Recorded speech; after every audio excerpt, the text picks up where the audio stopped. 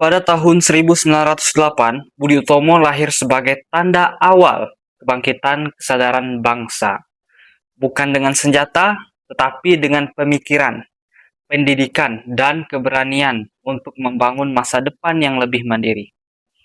Lebih dari satu abad kemudian, dunia menghadapi bentuk konflik yang berbeda. Perebutan tidak lagi hanya tentang wilayah, tetapi tentang sumber daya, minyak, energi, dan pengaruh global yang menentukan arah kekuatan suatu negara.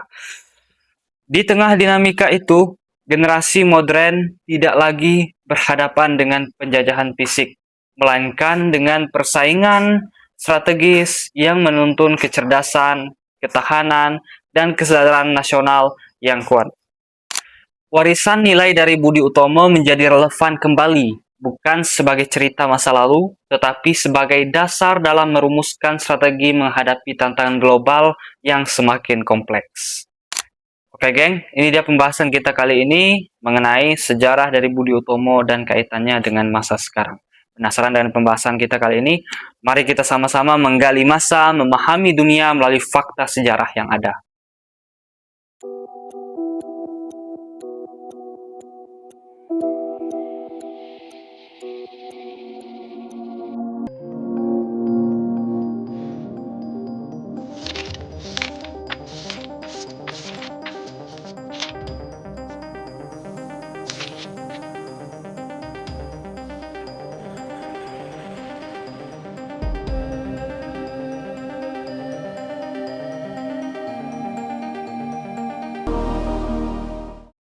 Kelahiran Budi Utomo pada tahun 1908 sering dipandang sebagai titik awal kebangkitan nasional di Indonesia. Bukan karena organisasi ini secara langsung melawan kolonialisme dengan kekuatan fisik, melainkan karena ia menandai perubahan mendasar dalam cara berpikir masyarakat pribumi, khususnya dari kalangan terdidik. Pada awal abad ke-20, kondisi sosial dan juga politik di Hindia Belanda ditandai oleh ketimpangan yang tajam antara pemerintah kolonial dan penduduk lokal. Namun, di tengah situasi tersebut, muncul kelompok kecil, kaum terpelajar yang mulai menyadari akan pentingnya pendidikan sebagai alat untuk membangun kesadaran kolektif. Dan ini dia, Budi Utomo.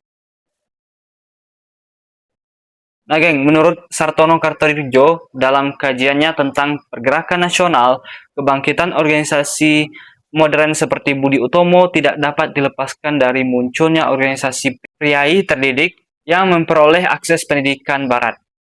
Pendidikan ini meskipun awalnya dimaksudkan untuk kepentingan administrasi kolonial, justru melahirkan kesadaran baru tentang identitas dan ketidakadilan sosial. Dalam konteks ini, Budi Utomo menjadi wadah awal bagi ekspresi kesadaran tersebut, meskipun masih terbatas pada kalangan elit di Jawa. Nilai utama yang dibawa oleh Budi Utomo adalah kesadaran kolektif berbasis kependidikan. Organisasi ini tidak menekankan perlawanan bersenjata, tetapi lebih pada peningkatan kualitas sumber daya manusia melalui yang namanya pendidikan dan juga kebudayaan. Hal ini terlihat dari fokus awal mereka yang lebih banyak bergerak di bidang sosial dan juga pendidikan, seperti pengembangan dari sekolah dan peningkatan dari akses sekolah, akses belajar bagi masyarakat, dan juga akses-akses jalan untuk mereka menempuh yang namanya pendidikan, terkhususnya masyarakat pribumi. Dalam buku Pengantar Sejarah Indonesia Baru, Sartono Kartodirjo menjelaskan bahwa pergerakan awal seperti Budi Utomo mencerminkan fase awal nasionalisme yang masih bersifat kultural dan elitis. Namun, memiliki peran penting sebagai fondasi bagi perkembangan gerakan yang lebih luas nantinya. Selain itu, peran tokoh seperti Sutomo juga sangat penting dalam pembentuk arah gerakan ini. Sebagai salah satu pendiri, Dr. Sutomo melihat pendidikan sebagai jalan utama untuk meningkatkan derajat dari bangsa. Pemikiran ini menunjukkan bahwa sejak awal, perjuangan yang dilakukan oleh Budi Utomo bersifat strategis dan jangka panjang, bukan reaktif ataupun emosional. Mereka menyadari bahwa perubahan tidak bisa dicapai secara yang namanya instan. melainkan melalui proses pembangunan kesadaran dan kapasitas masyarakat. Namun demikian, tidak dapat dipungkiri bahwa Budi Utomo memiliki keterbatasan. Organisasi ini cenderung bersifat eksklusif dan lebih berfokus pada kepentingan budaya Jawa dibandingkan kepentingan nasional secara luas. Nah, geng, hal ini juga yang dikritisi oleh sejarawan seperti Benedict Anderson yang melihat bahwa nasionalisme Indonesia berkembang secara bertahap dari kesadaran lokal menuju identitas yang lebih luas sebagai bangsa. Dalam perspektif ini, Budi Utomo tetap memiliki posisi penting sebagai langkah awal, meskipun belum sepenuhnya mencerminkan nasionalisme inklusif. Dan juga dalam artikel jurnal tentang sejarah pergerakan nasional disebutkan bahwa kemunculan dari organisasi seperti Budi Utomo menandai transisi dari bentuk perlawanan tradisional ke bentuk modern yang lebih terorganisir dan berbasis kepada ide. Perubahan ini menjadi sangat signifikan karena memperkenalkan konsep organisasi, kepemimpinan, dan tujuan kolektif yang terstruktur. Dengan kata lain, Budi Utomo bukan hanya sebuah organisasi, tetapi juga simbol perubahan paradigma dalam perjuangan bangsa Indonesia. Lebih jauh lagi, nilai-nilai yang dibawa oleh Budi Utomo seperti pentingnya pendidikan, kesadaran nasional, dan organisasi modern tetap relevan hingga saat ini. Dalam konteks modern, nilai-nilai tersebut dapat diterjemahkan ke dalam berbagai bentuk, seperti peningkatan kualitas sumber daya manusia, penguatan identitas nasional di tengah globalisasi, serta kemampuan untuk bersaing dalam dunia yang semakin kompleks. Hal ini menunjukkan bahwa meskipun konteks sejarah telah berubah, esensi dari perjuangan yang dirintis oleh Budi Utomo tetap memiliki relevansi yang kuat.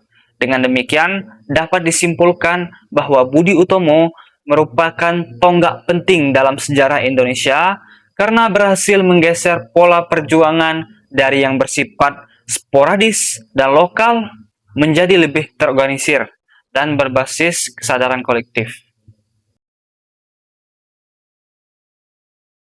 Nah, adapun warisan utama dari organisasi ini bukan terletak pada hasil langsung yang dicapainya, melainkan pada nilai dan paradigma baru yang diperkenalkan.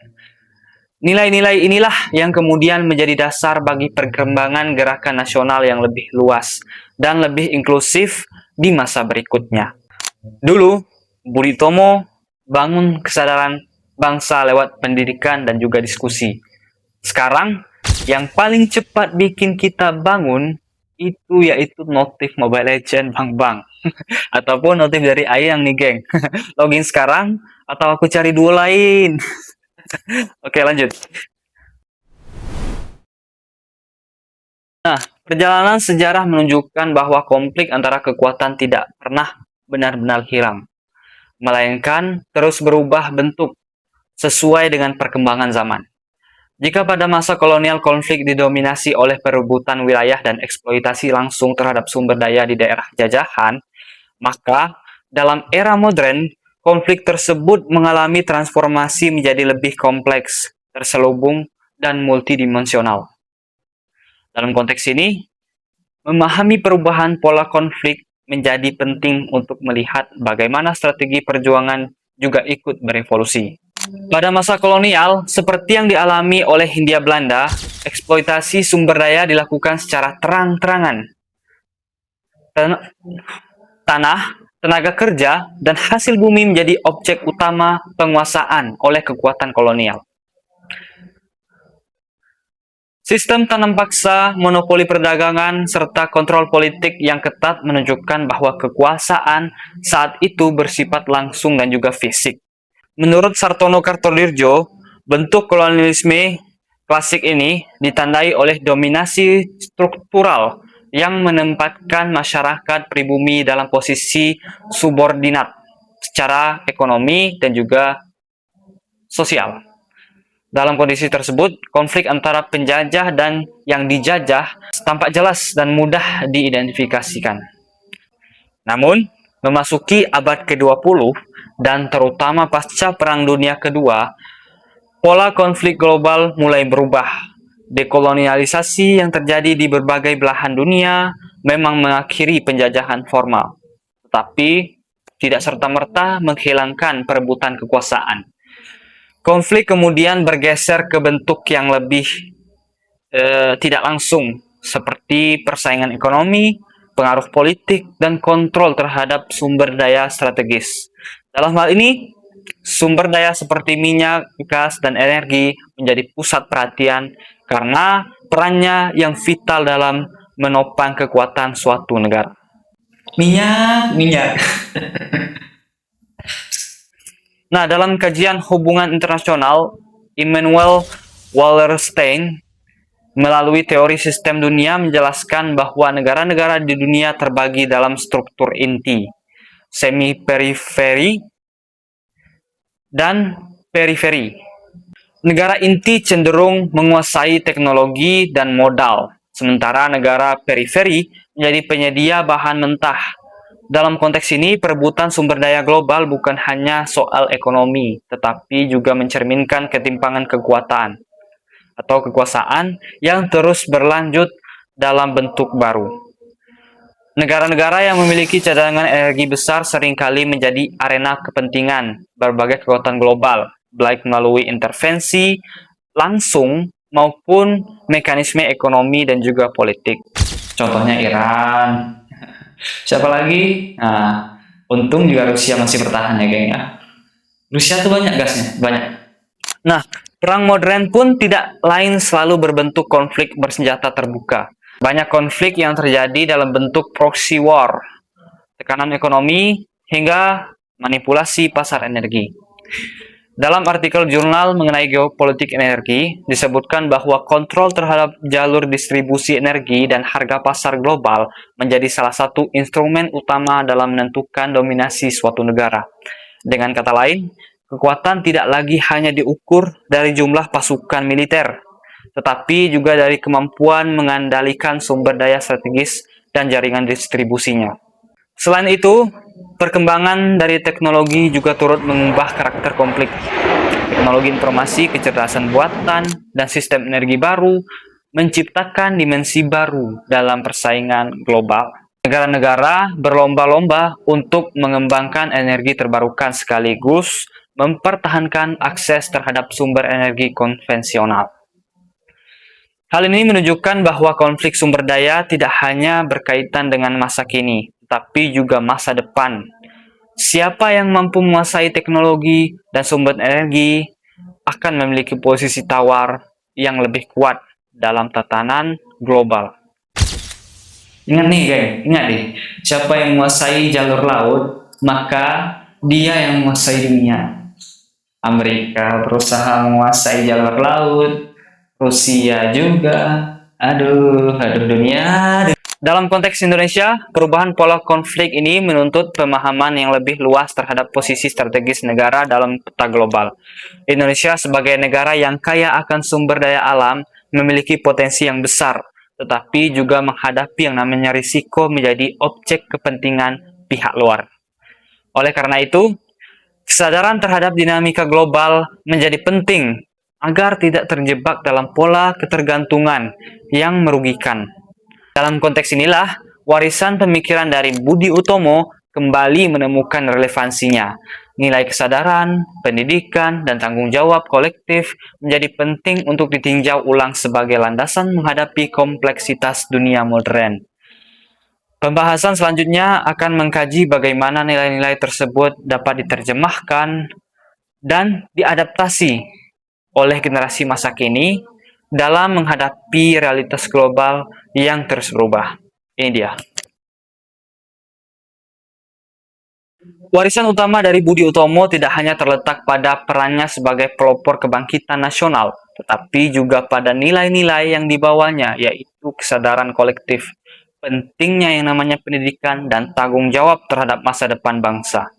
Nilai-nilai ini meskipun lahir dalam konteks kolonial awal abad ke-20, tetap memiliki relevansi yang kuat dalam menghadapi tantangan dunia modern yang semakin kompleks dan juga dinamis.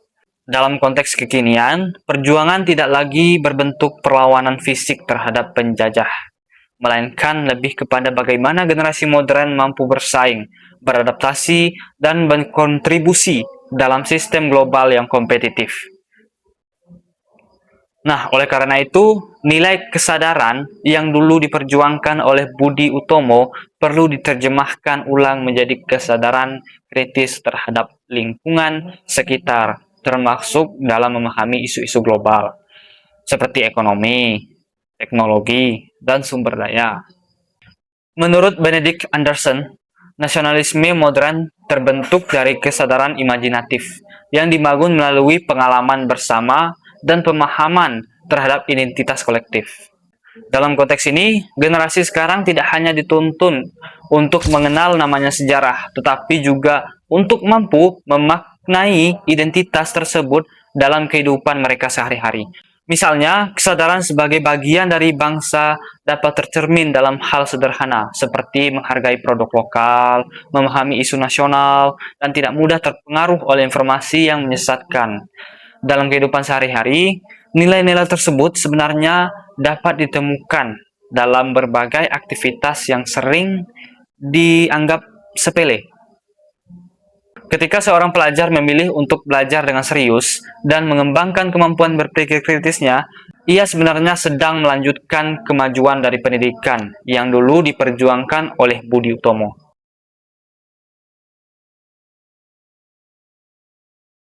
Ketika mahasiswa berdiskusi tentang isu-isu sosial dan mencoba mencari solusi, hal tersebut juga mencerminkan budaya intelektual yang menjadi dasar gerakan awal kebangkitan nasional.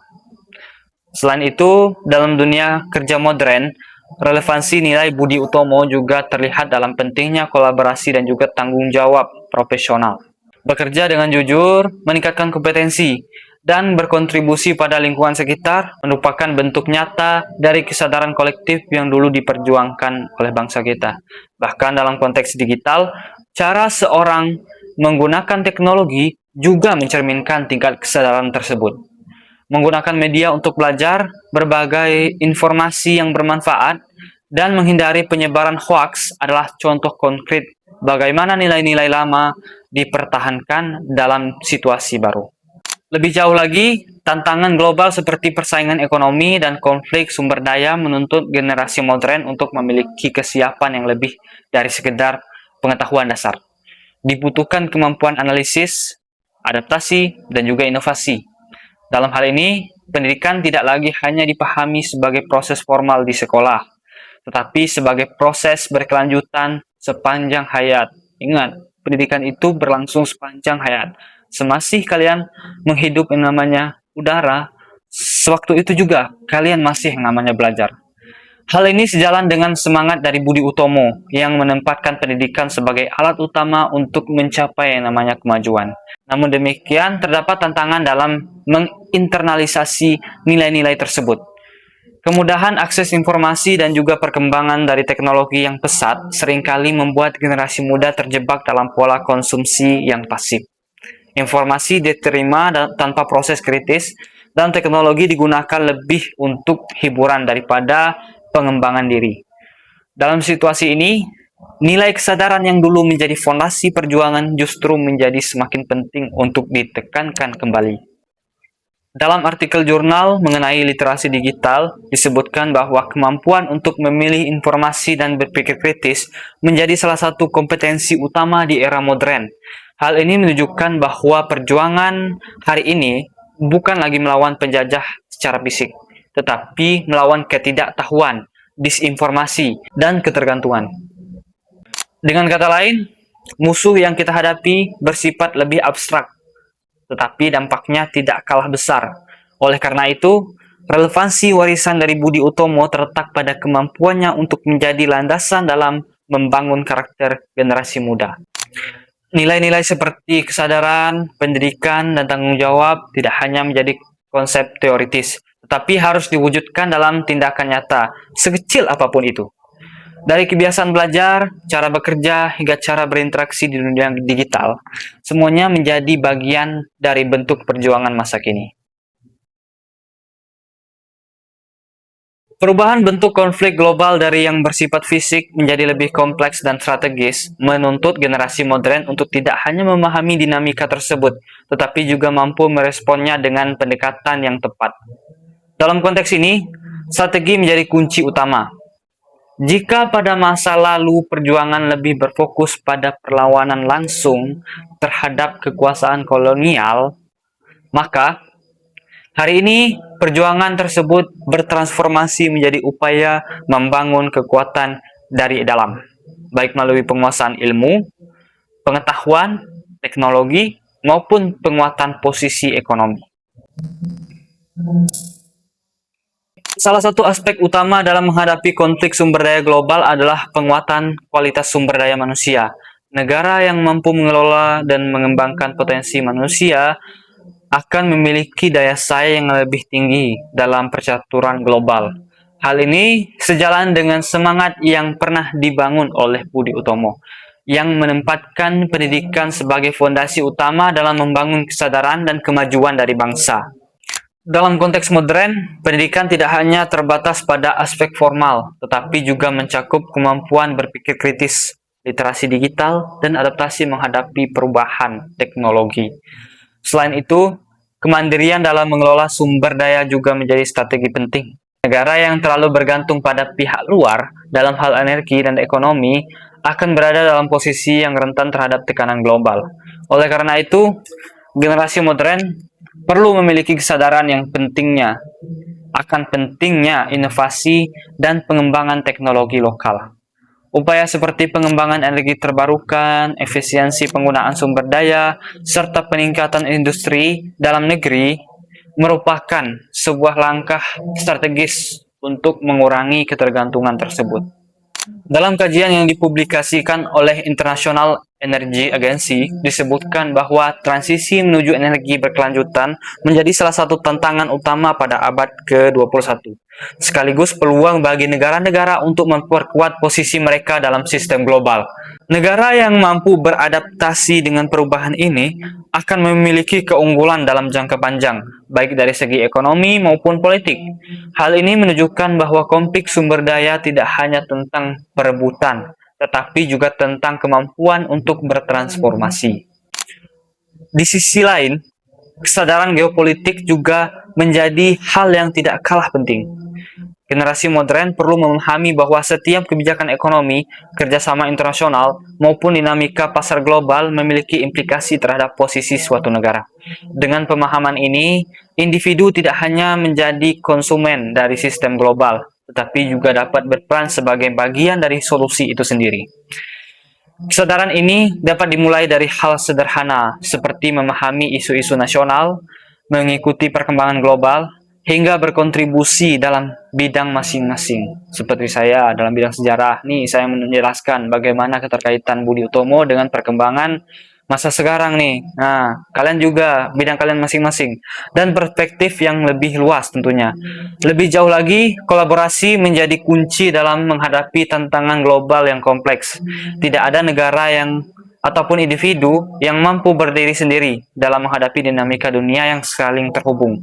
Oleh karena itu, generasi modern perlu mengembangkan kemampuan untuk bekerja sama, baik di tingkat lokal maupun internasional. Kolaborasi ini tidak hanya dalam bentuk kerjasama formal, tetapi juga dalam pertukaran ide, inovasi, dan pengalaman yang dapat memperkuat posisi bersama. Namun, semua strategi tersebut pada akhirnya kembali pada satu hal mendasar, yaitu kesadaran. Tanpa kesadaran akan posisi dan juga tanggung jawab, berbagai upaya yang dilakukan akan kehilangan arah. Disinilah relevansi nilai-nilai yang pernah dibawa oleh Budi Utomo kembali terlihat. Kesadaran kolektif yang dulu menjadi pemicu kebangkitan nasional, kini menjadi dasar dalam menghadapi tantangan global yang lebih kompleks dan tidak selalu terlihat secara langsung. Nah, geng, kita masuki akhir nih, geng. Kalau kita tarik di kehidupan kita sekarang, sebenarnya pembahasan ini bukan cuma soal sejarah atau teori berat.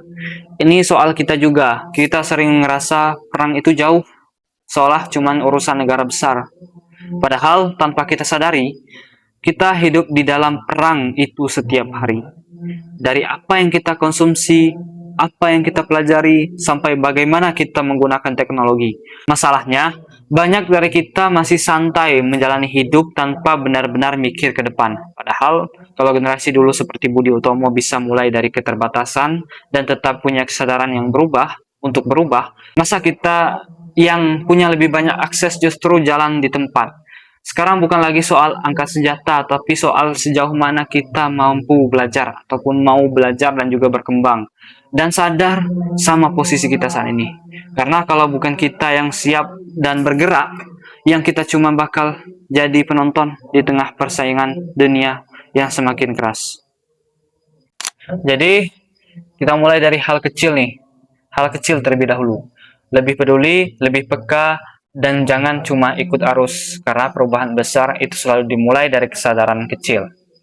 Nah, geng, kita dapat pahami bahwasanya Budi Utomo itu tidak memiliki yang namanya akses internet pada zaman dahulu. Tidak ada yang namanya media sosial. Mungkin kalau mereka punya media sosial, mungkin channel mereka sudah 2 juta ataupun bahkan lebih dari 40 juta atau bahkan semua rakyat Indonesia mensubscribe channel mereka. Maka dari itu, kita pahami bersama-sama untuk mendukung channel-channel yang membahas seputar sejarah dan juga perkembangan politik masa kini. Maka dari itu, selalu dukung channel kami dengan like, komen, share, dan subscribe video ini jika pembahasan hari ini membawa setetes ilmu baru untuk kamu. Terus belajar, terus berkembang, dan terus mencari tahu. Karena sejarah dunia masih terus berlanjut.